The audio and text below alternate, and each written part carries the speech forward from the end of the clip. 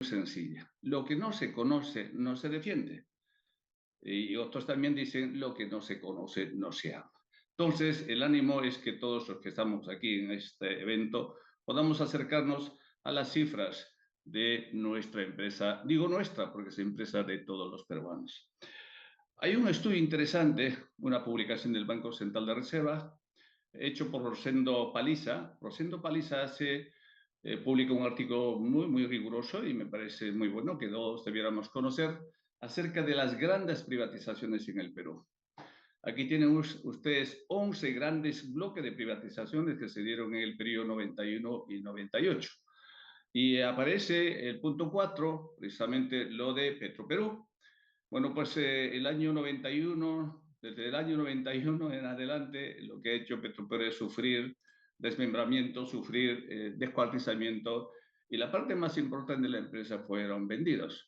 Está la refinería de La Pampilla, actualmente en manos de La Pasa, concretamente Repsol, 68%, se vendía 204 millones, lotes 8, 8B, lote 10, se dieron en concesión a Plus Petróleo y Pérez Compán, se vendió o se dieron la concesión a 344 millones. También terminales de venta o plantas de venta que está en manos de Grandi y Montero, también de Cerdipsa, por 99 millones, que es uno de los puntos más importantes que luego comentaré por qué. Y finalmente los grifos y Petrolube. A una lista importante de postores en ese momento, el 100%, diría 99.9% de grifos se vendió, en este caso a los privados, por 58 millones. Hoy, por dos grifos en Lima valen el triple de ese monto. Digo 99 puntos porque hay un grifo propio en Iquitos, un solo grifo que queda un poquito de recuerdo de esa tragedia, diría yo, económica que hemos ofrecido o que hemos sufrido en los años 91 en adelante. Esta es la historia. Fuente oficial, Banco Central de Reserva, Estudios Económicos, Rosendo Paliza, 1996. Bueno, Petroperú es una sociedad anónima, y esto creo que es importante destacarlo, que ha sido, digamos, o que desarrolla su actividad en el marco de la Ley 26221, Ley Orgánica de Hidrocarburos. En principio está, por esta ley, autorizada para desarrollar en todos los eslabones, en toda la cadena de valor del sector hidrocarburos. Y la ley concretamente fue la 17753, el 24 de julio de 1969. Si es una sociedad anónima, la razón de ser de toda empresa es maximizar ganancias, ¿no? No hay otra. Maximizar ganancias y minimizar costos, hacerla eficiente, transparente, esa debiera ser el trabajo o el rol de una empresa, sea esta pública o privada. Pero veremos en el camino de que precisamente esto es lo que no se tenía. ¿Por qué? Porque ha habido una serie de injerencias fundamentalmente de índole político. Entonces, este es el punto de partida. Una sociedad anónima, toda empresa se crea para ganar dinero. Pero lamentablemente Petroperú ha habido muchísima injerencia, mucha participación de toda clase, y eso ha debilitado mucho este objetivo de ganar dinero y la ganancia transferir al tesoro público. Esta es la historia que no se conoce y creo que vale la pena quienes están en la sala lo conozcan. En los últimos 30 años, 95, 2025, Petroperú reportaba estos resultados a los accionistas, reportaba a la SUNAT, reportaba a todas las instituciones que están detrás, a la propia Contraloría General de la República. De estos 30 años, 4 o 5 años fueron años de pérdida. Es casi natural, a lo largo de los años y por la experiencia que tenemos, conocemos perfectamente que no siempre se ganan en los negocios, no siempre se obtienen buenos resultados. Primera cuestión, todos estos resultados, estas barras azules, significan transferencias como dividendos a los accionistas, en este caso al Tesoro Público. Transferencia al Tesoro Público para que nutra el presupuesto nacional. En el año 2008 ha habido pérdida por el tema de la crisis financiera internacional. Todo el mundo lo conoce, todo el mundo sabemos que ese año fue un año fatídico en el que, por ejemplo, el banco de inversión Lehman Brothers quebró. Y como consecuencia de esa crisis financiera internacional, se perdió 156 millones. Y el año 2000 2014 también ha habido una crisis importante que afectó a la empresa, una pequeña pérdida de 77 millones para los volúmenes que ganaba hasta ese momento. Y el año 2020, esa pérdida de 67 millones se debe evidentemente al COVID y a dos eventos importantes que quizás valga la pena recordar y adelantar un poquito. Una decisión desafortunada por parte de un presidente Paredes Lanata, quien debiera estar en esta conferencia, lamentablemente no está, de cerrar la refinería antigua. Y luego, pues a eso se ha unido el COVID 2019-2020 y eso dio a esta pérdida del año 2020. Y luego ya eso arrastró eventos posteriores, 2021, 22, 23 hasta el 24, porque eso tiene que ver también con el arranque que ha sido progresivo de menos a más de la nueva refinería de Talara que actualmente está ya en pleno rendimiento y en etapa de optimización. Esta es la historia, del que se habla poco y se comenta poco por un desconocimiento o se desinforma quizá con algún interés particular. La historia de la construcción de la refinería es esta. Se empezó el año 2014 con ingeniería del proyecto. Esto duró más o menos hasta el año 2020. Bueno, la etapa de la construcción fue un largo periodo. Ahí también en ese largo caminar de esa nueva refinería, un hecho, como decía hace un momento, un hecho para mí fatídico, un hecho fatal, de haber cerrado en diciembre del año 2019 la vieja refinería que cargaba 65.000 barriles diarios.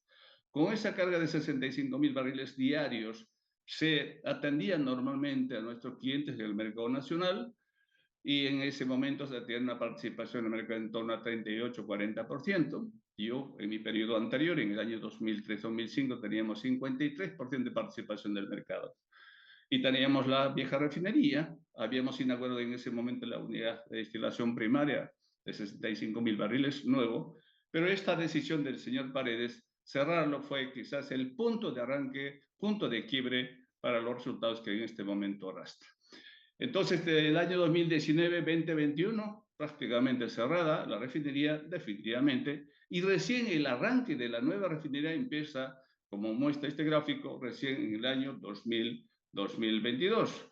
Y ese arranque no fue gradual, no fue, digo, inmediato, fue un proceso gradual, ahí la tienen, y se ha ido arrastrando ese proceso de arranque complejo, una refinería tan compleja como la que tenemos, quienes conocen seguramente me dará la razón, hasta más o menos mediados del año 2024. En el segundo semestre del año 2024 se estabiliza finalmente la refinería y ya cerramos el año 2024 con resultados bastante óptimos, ¿no? Entonces, aquí está en parte la explicación, ¿no? El arranque muy lento, muy complejo, muy difícil, el cierre de la refinería antigua, todo eso ha ido acumulándose durante ese periodo de 20 hasta mediados del año 2024. Eso generó pérdidas importantes y, por supuesto, también decisiones equivocadas que tomaron los propios presidentes de ese periodo, como luego les indicaré. Entonces, creo que es importante no perder de vista estos hechos para explicar a la opinión pública,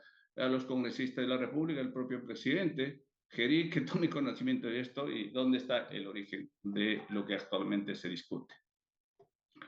Luego, el arranque normalmente de las refinerías del mundo, de las últimas construcciones, pues son más o menos de este periodo, en promedio, en meses, 27 meses, 23 meses, 24 meses en Grecia, luego tenemos en Nigeria, 27 meses, igual en Kuwait 17 meses, de Pemex 19 meses y en nuestro país más o menos duró algo de 24 meses dicho arranque. Estábamos en el promedio de, digamos, de estabilización de arranques de refinerías modernas, complejas.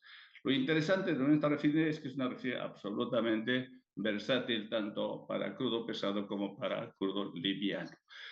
Bueno, esas pérdidas que se han ido arrastrando desde el año 2022, 23, 24 empezó a generar problemas en el sistema financiero peruano. Si ustedes se fijan en este gráfico, fuente oficial de la gerencia financiera, reportado a la SMB y por supuesto también están auditadas estas cifras, hasta el año 2022 teníamos líneas de crédito de los principales bancos de nuestro país, Scotia, BBVA, BCP, Interbank, tenían línea de crédito en torno a 200 millones de dólares, que permitía a la empresa mantener normalmente su actividad y que podía cumplir puntualmente sus compromisos financieros con sus proveedores, con la planilla, los impuestos, etcétera, etcétera. Pero a partir del año 2022, cuando empieza a perder dinero o mostrar resultados negativos, la empresa empieza a declinar esta línea de crédito y que en el año 2024 prácticamente ya no había línea de crédito, excepto con Scotiabank. Y se mantiene hasta agosto del año 2024 y los otros bancos habían cerrado definitivamente el caño de suministro de capital de línea de crédito a la empresa Petrolera del Perú. Todo esto ha ido acumulándose, finalmente ahogando las finanzas de la empresa. Yo ingresé a Petróleos del Perú exactamente el 8 de noviembre del año 2024. A partir de ese momento, puedo también ahora, si hace falta, rendir cuentas.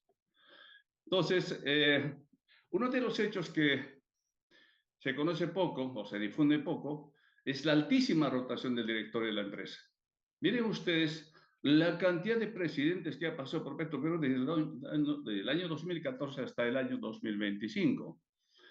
En promedio, más o menos, la duración de los presidentes siendo unos 4 meses, 5 meses, 6 meses, algunos excepcionalmente 10 meses. Como pueden ver esta línea de tiempo. Bueno, yo estuve del 8 de noviembre del 2024, en mi segundo periodo, hasta el 15 de octubre, es decir, duré más o menos un año, casi un año, diría 11 meses y 7 días. Entonces, esta alta rotación, pues evidentemente no permite hacer planes, no permite visionar la empresa en el futuro, no permite hacer una agenda de trabajo con un horizonte de mediano y largo plazo. Aquí están digamos, entre comillas, los culpables, entre comillas, repito, de lo que podía ser la situación de Petroperú actualmente, y que todo esto responde a decisiones de la Junta General de Accionistas y obviamente del Ejecutivo que en ese momento estaban en nuestro país.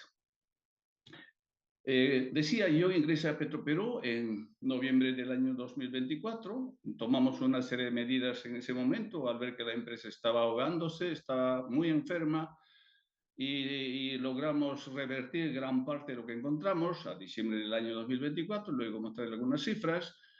Y ya a marzo teníamos, durante el año 2025, el trabajo de Moody's. Moody's, la calificadora importante, yo diría una de las más importantes, incluso diría mejor que S&P o incluso mejor que Fitch Rating, nos ha calificado con perspectiva estable. Aquí está el informe, marzo 2025.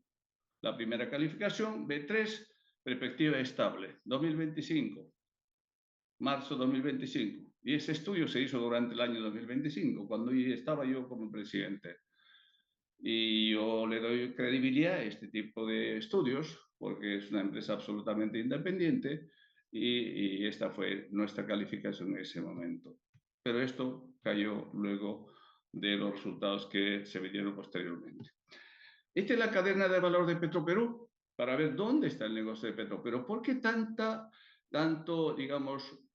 debate en torno a nuestra empresa, en torno a Petroperú?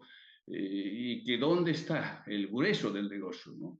Si uno se fija este gráfico, que es un retrato típico de Petroperú, el primer eslabón es explotación petrolera, lo que llamamos el upstream, ¿no? Exploración, explotación.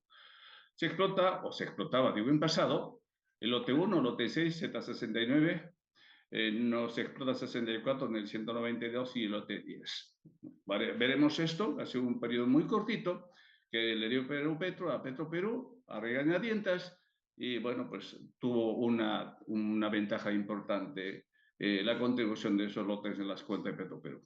El negocio, evidentemente, está en este rubro, en este eslabón, 45% es más o menos la ganancia que obtiene una empresa que realiza actividades en el upstream. Luego el transporte del oleoducto peruano, la flota marítima y fluvial que se contrata y el margen de ganancia en esta línea de negocios es básicamente entre 2 y 5%. El core business de Petroperú es básicamente refinación. Tenemos 3 refinerías, Talara, Conchanga y Iquitos. Las ganancias o el margen de ganancia más o menos está en torno al 10% en esta actividad del downstream o refinación. Luego está la distribución. Nosotros una vez que producimos, llevamos a nuestra planta de venta a lo largo y ancho del país. Lo hacemos por la flota marítima, que la contrata Petroperú, también por los ríos, tenemos equipo propio y contratada, y tenemos también la flota de camiones, tanque y tren que contratamos para distribuir nuestros productos a lo largo y ancho del país. En este eslabón, el negocio da una ganancia de más o menos 5% en el mejor de los casos. Y luego ya viene la última etapa, las bocas de salida, los grifos. Los grifos tienen un margen de ganancia de 13%. Actualmente Petroperú tiene dos grifos propios. Una, decía al principio, en Iquitos, y otra tenemos en Ica, que en mi periodo inauguramos un grifo utilizando la fórmula público-privado. Con una empresa privada 50-50 logramos construir un grifo. Uno de los grifos más modernos que tenemos en Ica es de Petroperú. Y eso creo que es importante, cuyo costo ha sido entre 13 y 15 millones de soles. Este es digamos, la línea de negocio de nuestra empresa y en los distintos eslabones que se tiene en este momento. Petroperú, bueno, mejor dicho, otra pregunta que suele hacerse, y a veces no se tienen respuestas oportunas, o porque no se tiene información, etc. La demanda nacional de crudo está en torno a 295.000 barriles diarios. Se produce en principio 40.000, pero según la información que yo tengo fresquito, en este caso a diciembre de este año, estamos hablando de casi 25.000-28.000 barriles solo. 295.000, casi 300.000 barriles diarios de demanda nacional, por lo tanto, esa diferencia de casi más o menos 250.000 barriles habría que importar. Y eso es una sangría de divisas para el país, ¿no? Este es el gran drama de nuestro país, ¿no? Importar 250.000 barriles a precios internacionales y evidentemente eso afecta a la economía del país en su conjunto. Producción local podría estar entre 30.000, 35.000, mirando un poquito las cuentas de Perú Petro, podríamos estar en torno a esa cifra básicamente, pero no representa ni siquiera el 20% de la demanda nacional. Este es un gráfico que pocos lo conocen, pero vale la pena insistir y lo comparto con ustedes. Esta es la historia de la producción nacional de petróleo desde el año 75 hasta el año 2023. 91 empezó la privatización de Petroperú, duró varios años y los mejores tiempos, como alguien señalaba, creo que el ingeniero Rosales señalaba de que Petroperú producía en sus mejores tiempos 193.000 barriles, ahí la tienen, fuentes oficiales, Perú Petro. Pero a partir del 91 ha habido una clarísima declinación de la producción y llegamos a la fecha 39 a 30.000 barriles diarios. Esta caída es, creo yo, bastante lapidario, como ejemplo de que la privatización ha sido un error garrafal. Evidentemente las empresas que estuvieron, las empresas privadas que se hicieron con los lotes petroleros, evidentemente ganaron mucho dinero sin casi ninguna inversión. Creo que no honraron los compromisos que tenían pactados en los contratos de concesión y en este caso tienen una enorme responsabilidad Perú Petro porque es la entidad que supervisa, que controla, que fiscaliza a las concesionarias que operaban en los distintos lotes que tenemos en el país. Esta es la historia. Esta es la historia. Por lo tanto, hay una experiencia cercana de que los privados no son necesariamente mejores que las empresas públicas. A regañadientas, decía yo, Perú Petro se dio a Petroperú estos lotes, lote 1, lote 6, lote 69 que está en el mar, el lote 10 y en la Selva Norte 64 de 192, pero lo dio a 2 años de duración. En 2 años una empresa en este sector no puede hacer inversiones, clarísimamente. No puede hacer inversiones. Ya esas concesiones se han vencido, lote 1 se ha vencido, lote 6 se ha vencido, lote Z63 se vence ahora en noviembre y por lo tanto pues estos lotes están ahora ya en manos privados y precisamente y curiosamente también diría yo en manos de empresas que no tienen ninguna experiencia en el sector de la que estamos hablando. Lote 64 está en manos también de Perú Petro para que haga la licitación. Lote 192 ha sido un auténtico desastre porque viene de una licitación equivocada que hicieron desde tiempos atrás, pagando millones de dólares a empresas que calificaban a la empresa Altamesa, que finalmente terminó abandonando. Hay toda una historia desafortunadamente negra en el caso del lote 192.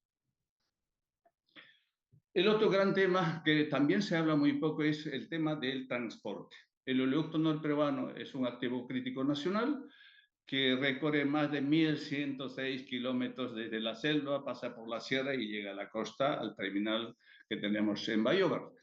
Y a lo largo de ese recorrido pasa pues por una serie de pueblos, comunidades, centros poblados, departamentos o regiones. Y hay mucha gente excluida, mucha gente que no está necesariamente recibiendo atención de parte del Estado, ¿no? Y bueno, en la selva tenemos, decía yo, dos lotes, el lote 190 y el lote 64. Tenemos la refinería de Iquitos. Poco se está haciendo en estos lotes. Hay una que otra empresa que está trabajando magníficamente bien. El caso de Aplan me parece que lo está haciendo muy bien. Pero como no se atiende como corresponde a peruanos como nosotros, con la diferencia que están pues muy lejos de las grandes ciudades, pues bueno, se quejan. Y ha habido cortes, ha habido perforaciones, ha habido levantamientos y eso genera mucho dinero para Petroperú.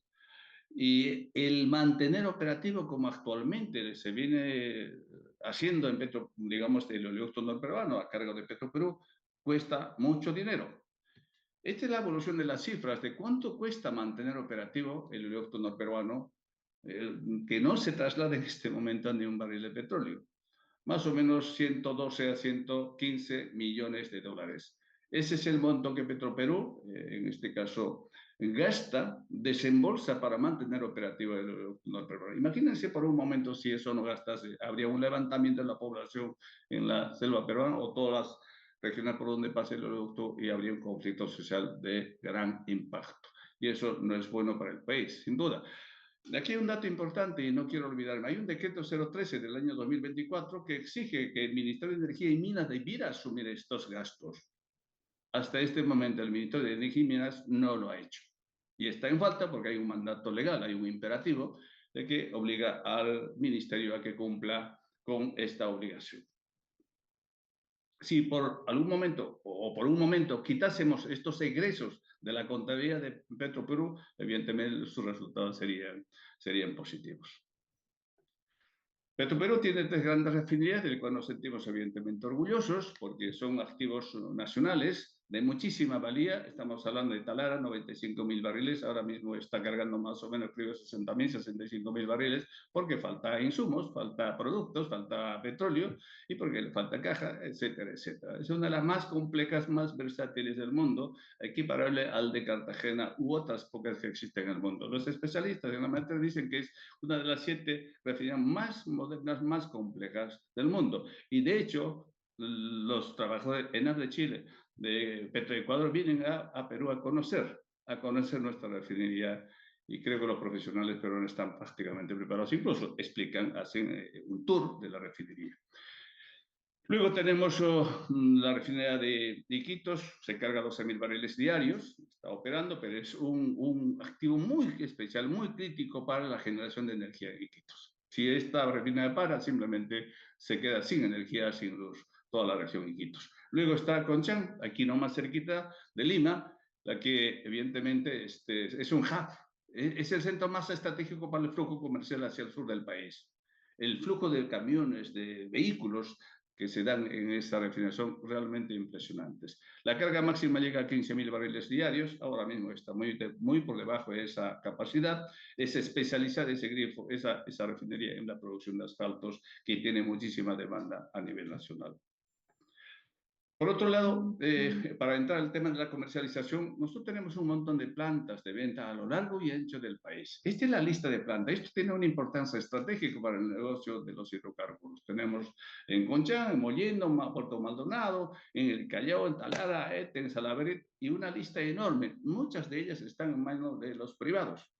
Han sido plantas de Petroperú concesionadas a 30 años. Entre otras está Igraña y Montero en algunas de estas plantas importantes. Y de hecho tiene pleitos judiciales con Petroperú los propios señores de Igraña y Montero.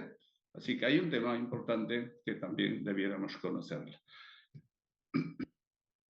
Bueno, se dice, ¿dónde está Petroperú? Pues ahí está. Petroperú está en todo el país. Esta es la cadena de grifos. Se habla de 717 grifos a lo largo y ancho del país. Llegamos a los lugares que los privados jamás podían llegar. Por ejemplo, la isla de Santa Rosa es un distrito Santa Rosa, es una isla, el río, está en la frontera con Colombia, tenemos ahí un grifo flotante, para llegar ahí con los combustibles que mandamos desde Iquitos se dura 24 horas por el río, navegando por el río 24 horas. Y ahí está Petroperú. Ahí está su grifo, su punto de ventas, y así los peruanos que viven en esa isla, en ese distrito, son atendidos por nuestra empresa. En este mapa se ve claramente esa zona media amarilla, es la zona básicamente de Iquitos, Pucallpa y Madre de Dios. En esa zona el 100% está atendido por Petroperú. La pregunta es ¿por qué? Porque los privados no quieren ir allí, porque simplemente la ley exige a Petroperú que subvencione con el 18% de IGB. Es decir, se venda en esas 3 regiones sin el IGB.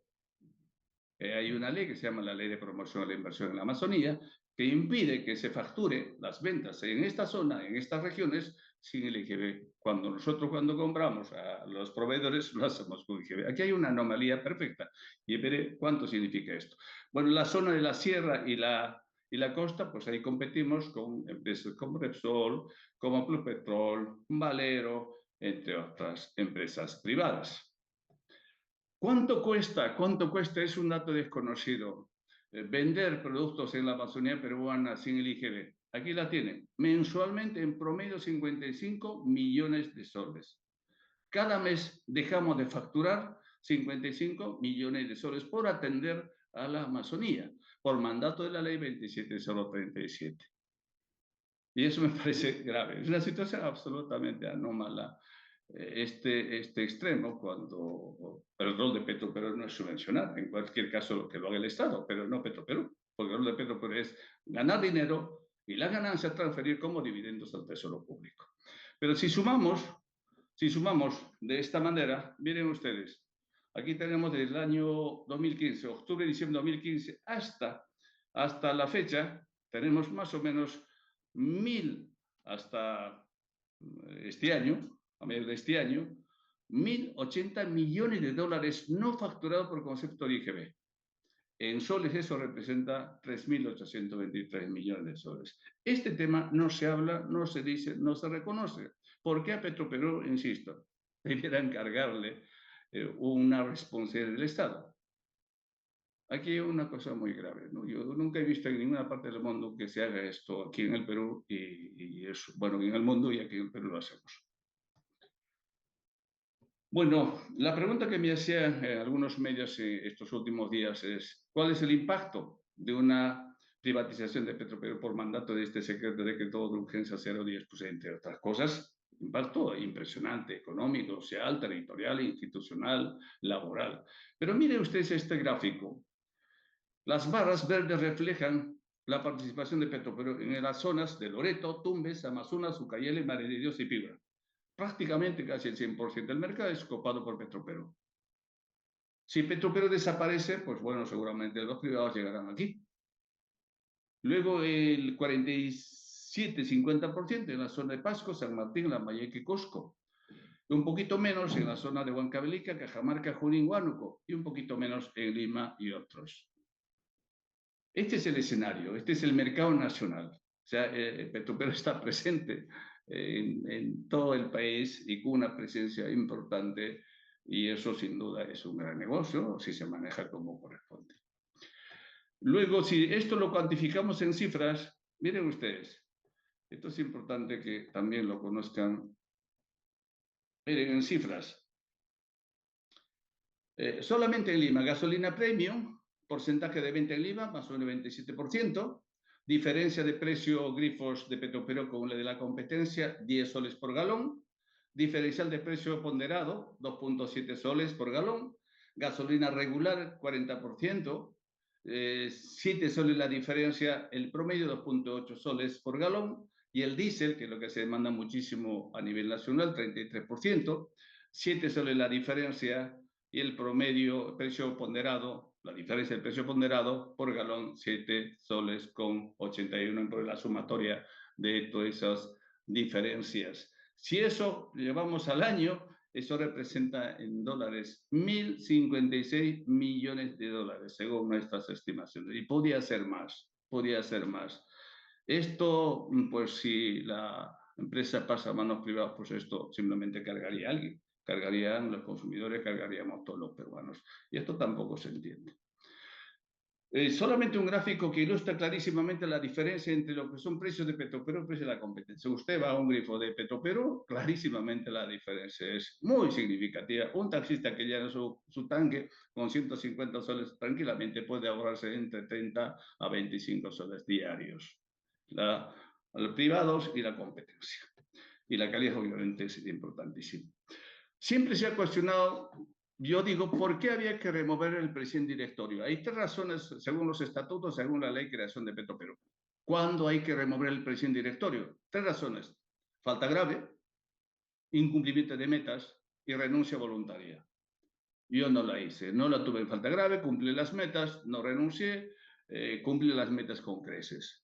Esto yo con lo que maté, el 31 de octubre del año 2024 estarán los resultados de Petroperú, del año 2024, porque a mí me piden cuentas, yo tengo que rendir cuentas y creo que también aquí los asistentes debieran conocer. Cuota de mercado 24%, pérdida acumulada de 2.207 millones de dólares a octubre de ese año, pérdida proyectada en el año 2024 de 1.030 millones de dólares, capital de trabajo negativa de 1.952 millones de dólares, evita entre enero y octubre del año 2024 de menos 234 millones de dólares, restricción de la línea de crédito como les mostraba antes, y contratación de la sociedad auditora pendiente para el ejercicio 2024. Es decir, no había todavía en ese momento la firma contratada para que auditase las cuentas de la empresa del año 2024. Y en el cuadrilado derecho ven claramente la proyección de pérdida neta para el año 2024 era de 1.030 millones de dólares. De 1.030 millones hasta octubre ya había una pérdida de 872 mil. Esta es la herencia que tuve yo cuando asumí la dirección de la empresa. Entonces, ¿cómo queda esto? Pero además de ese resultado que recibí, el gobierno, la administración anterior a la nuestra, había también emitido un decreto de urgencia 03/2024 que exigía, entre otras cosas, reducción de costos y gastos del 30%. Lo cumplimos en el año 2024 con creces. El año 2025 hemos venido implementando todas las medidas de optimización, de minimización de costos y gastos. Nos ha pedido que hagamos la famosa creación de una empresa especializada en transformación integral. Lo hemos hecho. Pero además de eso, también lo que hicimos es acordar en el director la creación o la contratación de una empresa auditora para que se haga lo que llaman auditoría forense. Una empresa internacional, le hemos dejado encaminado todo eso, nos ha dicho que vendamos activos improductivos de Petroperú mediante este decreto de urgencia, firmamos un convenio con Preinversión en agosto del año pasado, hasta este momento ni un activo ha sido vendido. 55 inmuebles o bienes raíces o activos improductivos fueron transferidos a Proinversión y a la fecha ni uno se ha vendido. Y esto es lo que nosotros dejamos, ya voy terminando. Miren ustedes, el año 2000, la pérdida empieza el año 2022, 23 fue la pérdida más abultada, 24 redujimos de esos 1.030 millones que estaba previsto para ese ejercicio, llegamos a 374 millones, y la proyectada para este año 2025 era de 293 millones. Y evidentemente a partir del año 2026 todo era en positivo, todo era en azul. Ese era nuestro plan quinquenal hasta el año 2030. En esa misma línea, el EBITDA que nosotros teníamos previsto era este. EBITDA positiva este año. Vamos a cerrar, no obstante, el año 2025 se cerró con una EBITDA positiva de 50 millones, ahí lo mostraré seguidamente. Luego, todos los años que vienen, 26 al 30, eran positivos.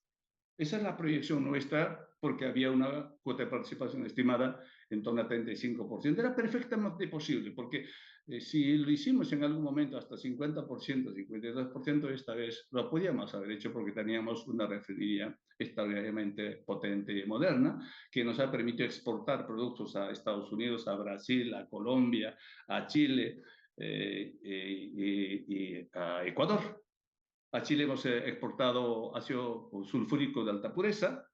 A Estados Unidos, a las Islas Vírgenes, hemos exportado combustible de altísimo octanaje. A Brasil exportamos productos similares. A Bolivia estábamos empezando a exportar como nunca antes se había hecho en la historia de Petroperú. Esto es lo que dejamos. Hasta octubre teníamos un EBITDA positivo de 20 millones y cerrábamos el año con un EBITDA de 50 millones en positivo, que es un indicador que se fija muchísimo los bancos y, por supuesto, los empresarios saben perfectamente lo que significa este ratio. Este EBITDA, llegamos, repito, hasta octubre, 20 millones positivo cuando yo dejé. Y la proyección que se tenía para el cierre del año pasado era esta cifra, 16 y 12 millones, en sumatoria total, 50 millones de EBITDA positivo. Claramente con esto habíamos estabilizado la empresa. Esas barras rojas que están en el año 2025 se debe al cierre de puertos. Hemos tenido 90 días de cierre de puertos y eso afectó duramente. Y ese anuncio también del presidente Donald Trump de Daily Liberation el 10 de abril también nos golpeó duramente. Bajó los precios de los combustibles cuando habíamos comprado otro precio, eso también afectó los resultados de nuestra empresa. Este es el resultado que dejamos. Y ya cerrando un poco las cifras, ¿dónde está el problema de Petroperú?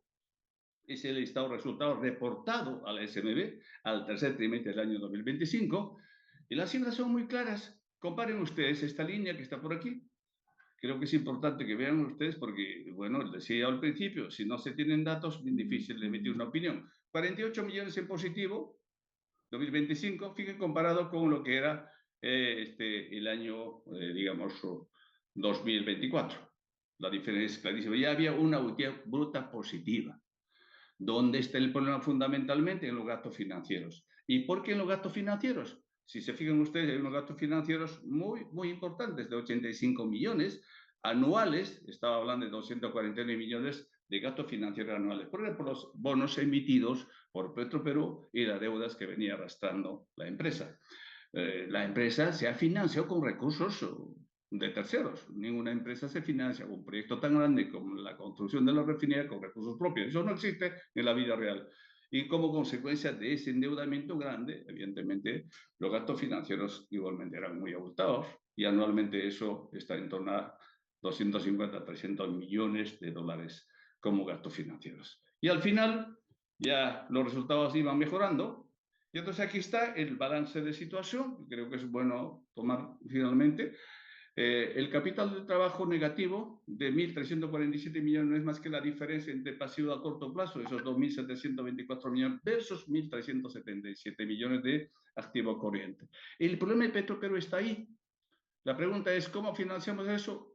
Bueno, si transmitimos un mensaje positivo, un discurso positivo, y no como dice el accionista de que la empresa no vale nada, pues evidentemente el mercado financiero pues toma nota de ello y si te presta dinero, te presta tasas muy leoninas, tasas muy caras. Este es el problema y para mí es relativamente fácil de manejar. Con que los accionistas no digan nada, hablen bien de su empresa, todo es posible. Entonces, otro dato importante, hay alguien que dice que la empresa está quebrada, mentira. La empresa tiene un patrimonio neto positivo de 2.076 millones de dólares. Es decir, todos mis activos son mayores que todos mis pasivos exigibles. La diferencia entre total mi activo versus mis pasivos exigibles, en este caso pasivo corto y pasivo largo, tengo una diferencia positiva de 2.076 millones de dólares. Por lo tanto, la empresa nunca ha estado en quiebra y espero que así sea, que nunca tampoco lo esté. Ya termino, esto es un par de datos y con eso termino, perdonen ustedes que me extienda. Siempre se ha dicho que en Petroperú gana mucho dinero. Y qué mejor hacer una comparación, porque yo me comparo con alguien y digo, este es mejor, este es peor. Miren ustedes, ¿cuánto gana un presidente director en este momento? 26.680 soles. ¿Cuánto gana neto el presidente directorio? 41.600. Y además con el añadido de que estos funcionarios del Estado, del lado derecho, tienen 14 sueldos al año, mientras que el presidente directorio solo tiene 12 sueldos al año y sin derecho a nada. Sin derecho a nada, así tal cual como se los estoy diciendo. No tiene CPS, no tiene seguro social, no tiene ningún tipo de beneficio, sueldo. Simplemente emites tu recibo y te dan ese sueldo. El gerente general del Banco Central se gana 41.400 neto, la SB 78.400, Banco de la Nación 30.000, COFIDE 30.000, la SUNAT 25.000. Comparen ustedes con los sueldos que gana de Petroperú. Entonces hay un mito aquí, un mito que se ha creado y se posesiona en la mente de los peruanos que en Petroperú ganan muchísimo. A mí me consta, lo veo, pero además cualquier persona un poquito interesada en estos temas, simplemente que vea los reportes mensuales que se hace a la SUNAT. Las empresas reportan mensualmente la planilla. Y ahí está fácil de verificar estos datos y están auditados por la empresa PricewaterhouseCoopers. Así que la diferencia es abismal. Esta empresa es burocracia pura y dura, mientras que Petropel es una empresa que crea riqueza. Es una empresa que está en el sector secundario. Es una empresa que transforma unos insumos en unos outputs, en unos productos acabados. Y eso es crear riqueza en sentido estricto de economía. En cambio, esta gente de aquí, burocracia pura y dura. Sin embargo, cómo ganan los gerentes del sector son realmente muy pocos y seguramente este ingeniero Vicente me dará la razón que conoce el sector ampliamente. Se ha dicho que Petroperú es una carga, mentira. Este es el aporte de Petroperú. Ingresos generados, recaudados y transferidos al Estado. Entre el año 2014 y 2024 tienen los montos en total 6.763 millones de dólares en ese periodo 2014-2024. Todos son informaciones auditadas, oficialmente reportadas y todo el mundo que tiene interés en esto, tranquilamente que se haga con los estados financieros y seguramente esta cifra lo podrá corroborar.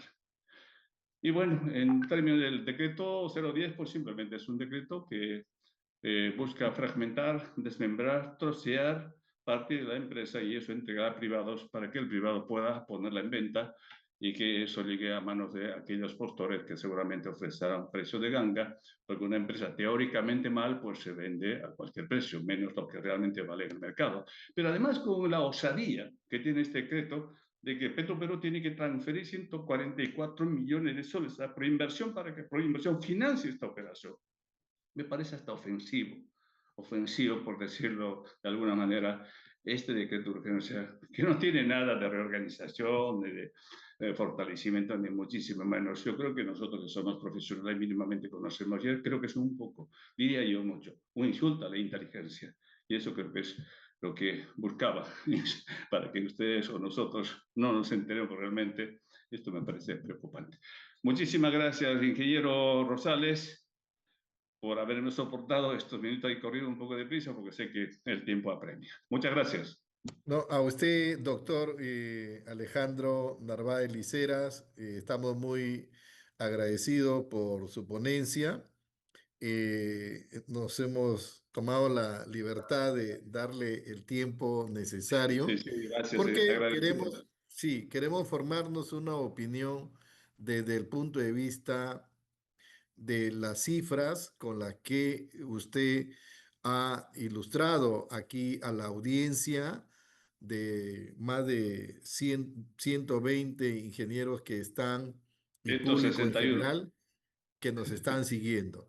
Entonces, para hacer los comentarios de la ponencia que ha realizado el doctor Alejandro Narváez Liceras, voy a invitar al ingeniero Enrique Bisetti Solari. Enrique es un ingeniero petroquímico de la Universidad Nacional de Ingeniería. Cuenta con más de 50 años de experiencia nacional e internacional. Ha sido viceministro de Hidrocarburos, viceministro de Electricidad, viceministro de Minas del Ministerio de Energía y Minas del Perú entre los años 2021 al año 2023. Ha sido asesor en el Ministerio de Energía y Minas y trabajó en la empresa que hoy nos trae en este análisis más de 20 años de servicio en su alma mater, Petróleo del Perú. Enrique, hemos escuchado la disertación del doctor Alejandro Narváez. Quisiéramos escuchar tus acertados comentarios en relación con la situación y las implicancias que tiene este decreto de urgencia promulgado precisamente el último día del año en el que todos esperábamos celebrar algo importante, pero para algunos de nosotros significó algo muy importante y tuvimos que postergar las celebraciones para leer bien las implicaciones